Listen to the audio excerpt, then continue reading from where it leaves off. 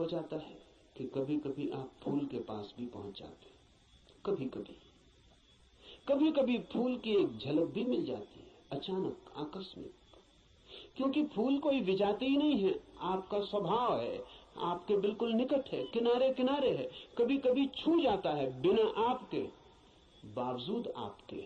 कभी कभी फूल एक झलक दे जाता है, कोई बिजली कौन जाती, किसी क्षण में आकस्मिक अनुभव में आ जाता है। कुछ और भी है इस जगत में, यही जगत सब कुछ नहीं है।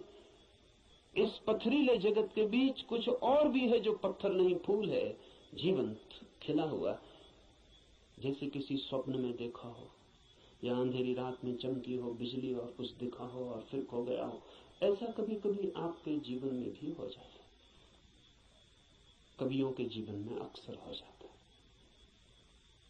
चित्रकारों के जीवन में अक्सर हो जाता है। फूल की झलक बिल्कुल पास आ जाती है। फिर भी फूल कितने ही पास हो और कितनी ही झलक मिल गई हो, पास होना भी दूर होना ही है। और कितने ही पास आ जाए फूल तो भी फासला तो बना ही रहता है। और मैं बिल्कुल हाथ से भी छू लूं फूल को तो भी पक्का नहीं है कि जो अनुभव मुझे होता है वो फूल का है, क्योंकि हाथ खबर लाने वाला है, और हाथ अगर बीच में गलत खबर दे दे तो कुछ भरोसा नहीं। और हाथ सही ही खबर देगा, इसको मानने का कोई कारण नहीं। फिर हाथ जो खबर देगा वो फूल के संबंध में कम और हाथ के संबंध में ज्यादा होती।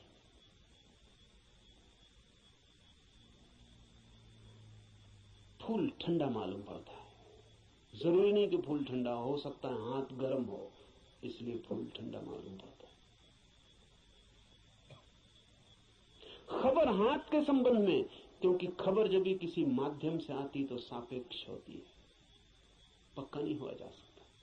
पोपोफ का मैं एक संस्मरण पढ़ रहा था। पोपोफ एक साधिका थी और गहरी साधिका थी, और पियोतर दिमित्रोविच ऑस्पेंस्की के पास साधना करती थी। एक दिन बैठी थी पास, एक सज्जन ने आके ऑस्पेंस्की से पूछा कि ईश्वर है या नहीं। तो ऑस्पेंस्की ने कहा कि ईश्वर नहीं। फिर ऑस्पेंस्की थोड़ी देर रुका और उसने कहा कि लेकिन मैं कोई गारंटी भी नहीं कर सकता,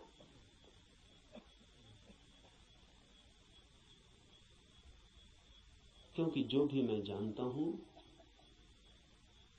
वो सब माध्यम से जाना गया है। कभी आंख से देखा है लेकिन आंख का भरोसा क्या, कभी कान से सुना है लेकिन कान गलत सुन सकते हैं, कभी हाथ से छुआ है लेकिन हाथ का क्या कहना। अभी तक सीधा नहीं देखा है, अभी तक आमने सामने नहीं हुआ हूं, इसलिए कोई गारंटी भी नहीं। अभी तक जो भी जाना है उसमें मुझे ईश्वर का कोई अनुभव नहीं हुआ, लेकिन जरूरी नहीं कि ईश्वर न हो। इससे सिर्फ मेरी खबर मिलती कि मेरे अनुभव क्या है, इसलिए मैं कोई गारंटी नहीं कर सकता कि नहीं ही है। इसलिए मुझ पर भरोसा करके मत रुक जाना, खोजना। जब भी माध्यम से कुछ घटता है तो भरोसे का नहीं।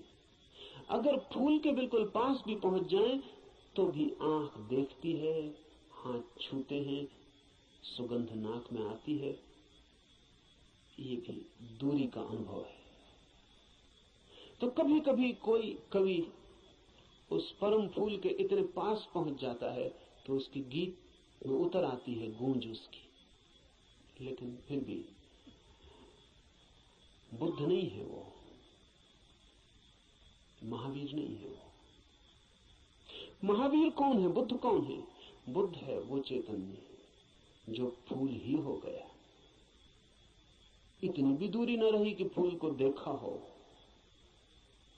फूल ही हो गया।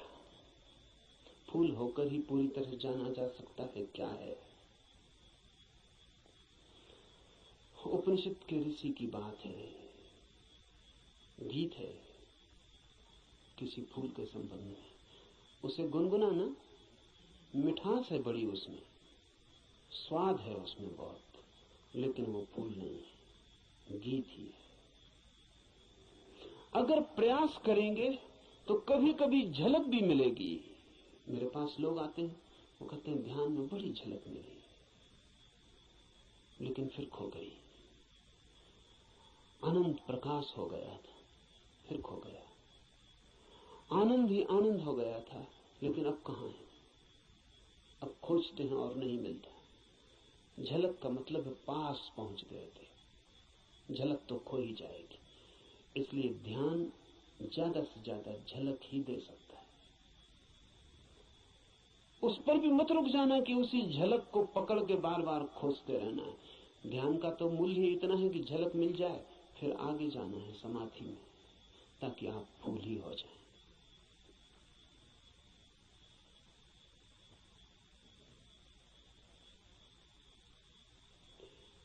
ध्यान में है झलक, समाधि में है हो जाना।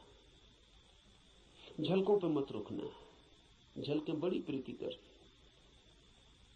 सारा जगत बासा मालूम पड़ने लगता है। एक झलक ध्यान में मिल जाए उस जीवंत की, फूल की, उस खिलावट की जो भीतर है, तो सारा जगत फीका और व्यर्थ हो जाता है।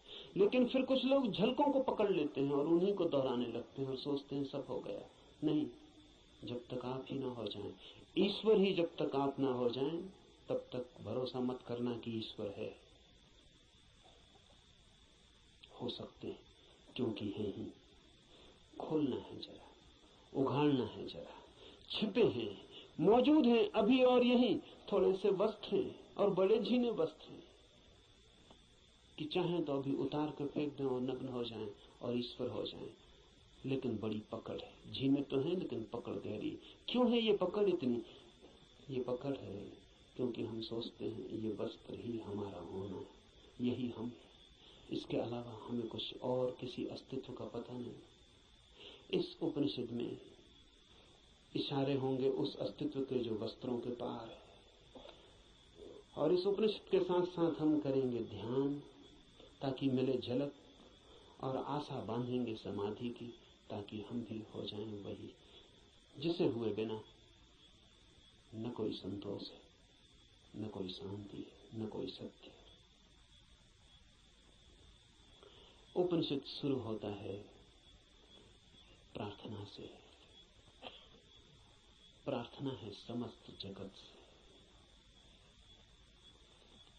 सूर्य कल्याणकारी हो, वरुण, अर्यमा, इंद्र और बृहस्पति, विष्णु कल्याणकारी हो, उस ब्रह्म को नमस्कार हो। हे वायु, तुम्हारे लिए नमस्कार, क्योंकि तुम प्रत्यक्ष ब्रह्म हो। मैं तुम्हें ही प्रत्यक्ष ब्रह्म कहूंगा। सत्य और ऋत वे सब मेरी रक्षा करें, आचार्य की भी। इस प्रार्थना से शुरू होता है। धर्म की यात्रा प्रार्थना से शुरू होगी ही। प्रार्थना का अर्थ है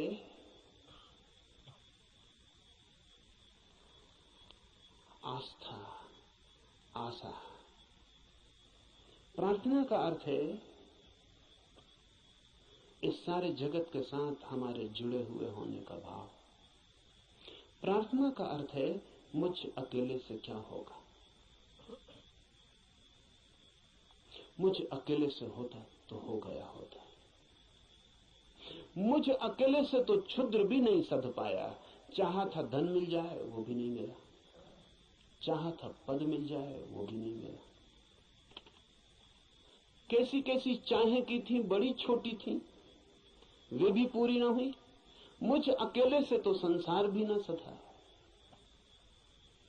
तो सत्य की ये महायात्रा मुझ अकेले से हो सकेगी?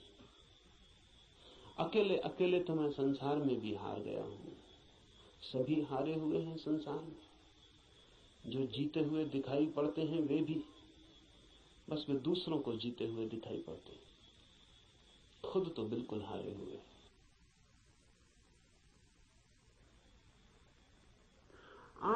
अपने को हारे हुए दिखाई पड़ते होंगे, औरों को तो आप भी जीते हुए दिखाई पड़ते हैं। आपसे भी पीछे लोग हैं जो आपको समझते हैं पा लिया आपने, जीत गए संसार में। लेकिन भीतर से अगर हम आदमी को देखें तो एक एक आदमी हारा हुआ है। संसार पराजय की लंबी कथा है, वहां जीत होती ही नहीं, वहां जीत हो ही नहीं सकती। वो संसार का स्वभाव नहीं, वहां हार ही नियति है, किसी की नहीं, किसी व्यक्ति की नहीं। संसार में होने की नियति ही हार है, वहां हारना ही होगा। वहां कोई कभी जीतता नहीं। वहां हम नहीं जीत पाए जहां क्षुद्र था, स्वप्न था। शंकर कहते हैं माया है, वो माया में भी हार गए। सपना था, भ्रम था, वहां भी तो जीत ना पाए। जब भ्रम में भी हार गए, सपने में भी न जीते, तो यथार्थ में, सत्य में